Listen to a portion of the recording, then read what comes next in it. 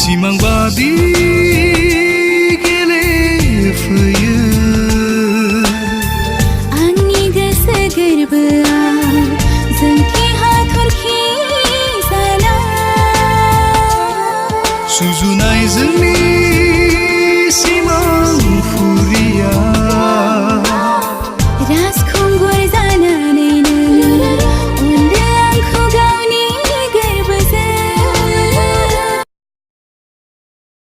मैना मैना बयनिबो खुगायाव रावबो बावा खेबसेल' नुनायाव सिमांनि रानि आङो बर' रायजोआव फेर एन्ड लाभलि लगायना फैबाय आं मैना नोंनि मैना मोनथिया नों बुजिया आंनि गोसो गोरबोखौ आंदि बेसे मोजां मोनो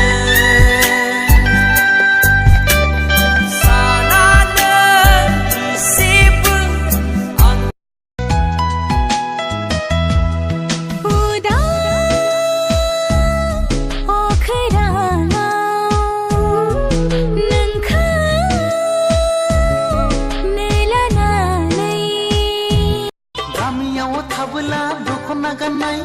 टाउनाव बेरायब्ला सुरिदार गाननाय हाइ हिल गाननाय हो हो हो हो हो समायफ्लेथारनाय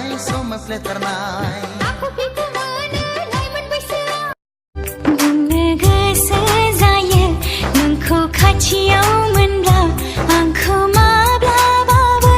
बावनानै नों दाथां नोंनि अनगा नोंनि अननायखौ आं सना गोसोखांनाय जायो आंगो दैमानि सना आंगो फागिलि महर मोखाङाव गैयामोनब्ला ओरैनो लायगौमोन नों दाया आंखौ जाम्बाया रावबो गोथां नङामोनब्ला ओरैनो अनगौमोन नों दाया आंखौ फाग्लाया माइब्रानि बिदै माथा खाथियाव थाबानो आंनि बेसे मोजां नाङो जावलिया बाराव नोंनि खानाय बिरग्लांना होयो गिनाय मोनो आङो नोंखौ नों बुनो गिरसुला मेगननि इसारा